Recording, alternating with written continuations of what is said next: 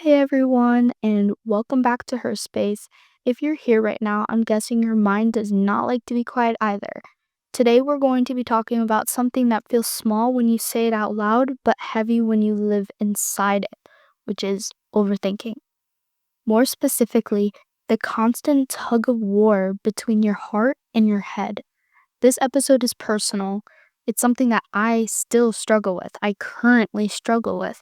And if you have ever felt like your mind is louder than your peace, then this one is for you.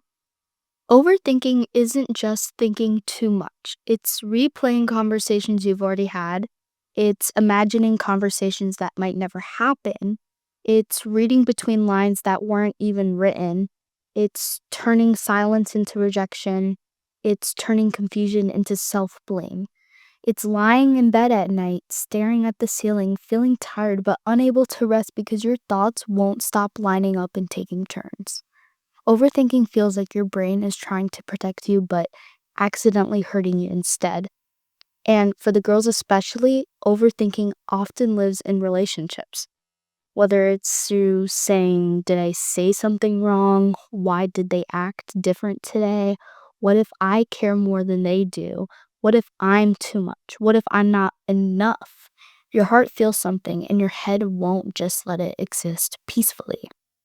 The heart and the head is a constant war. And this is how it usually goes for me.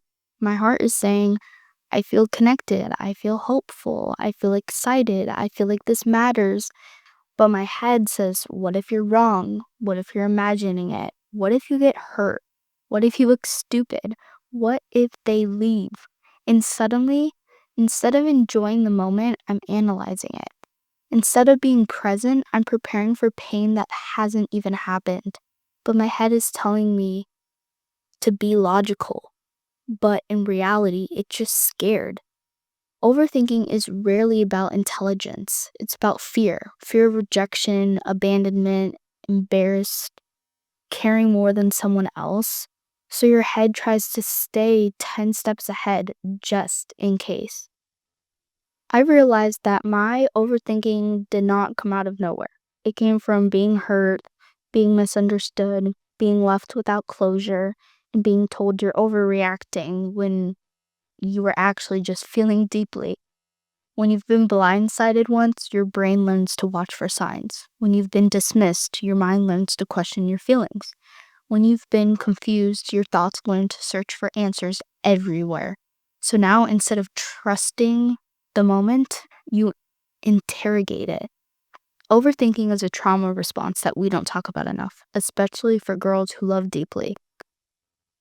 Girls are emotional, yes, but not weak. We're observant. We pick up on tone changes. We notice patterns.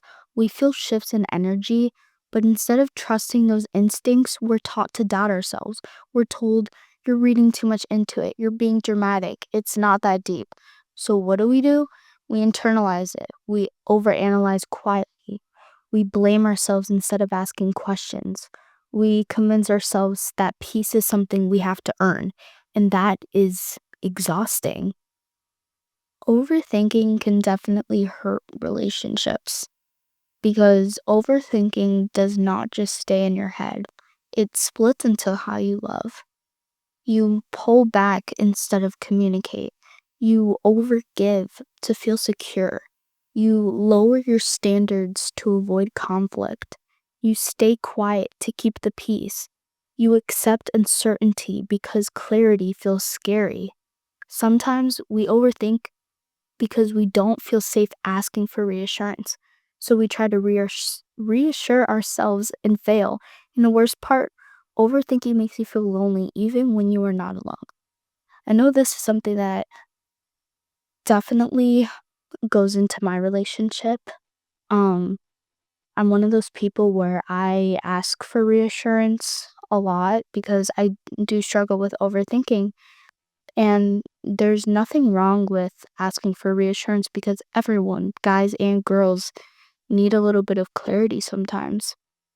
But I've definitely seen how it can affect relationships, um, especially from a girl's part.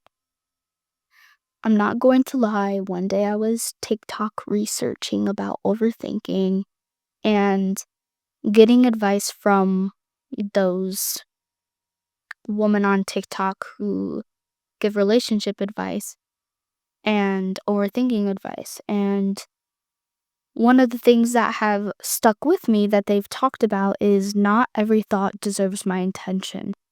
Not every feeling is a fact. Not every fear is a warning.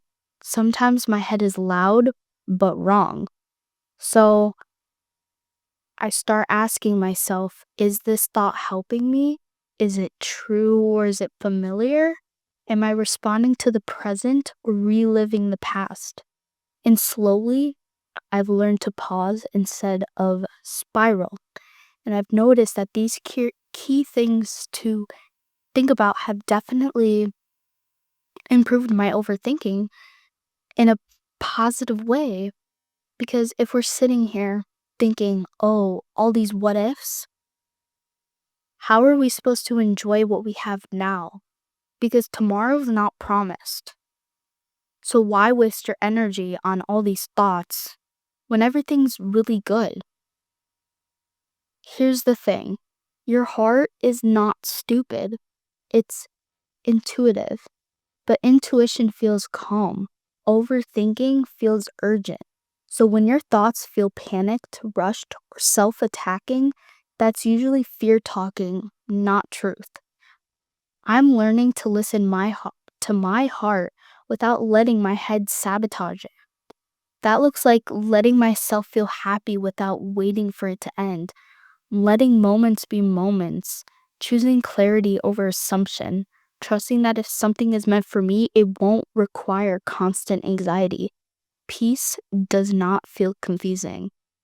Some things that I'm trying to put into practice, and this is something I am currently trying to do, that I've done research on, yes, but they really spoke to me, which is naming the feeling. So instead of spiraling, I say I'm feeling anxious because I care. Second, reality checking. What evidence do I actually have? 3, getting out of my head and into my body, meaning walking, stretching, breathing, or praying. Another one is writing it out. Thoughts lose power when they are on paper. And the last one is asking for clarity instead of assuming. Silence does not always mean rejection.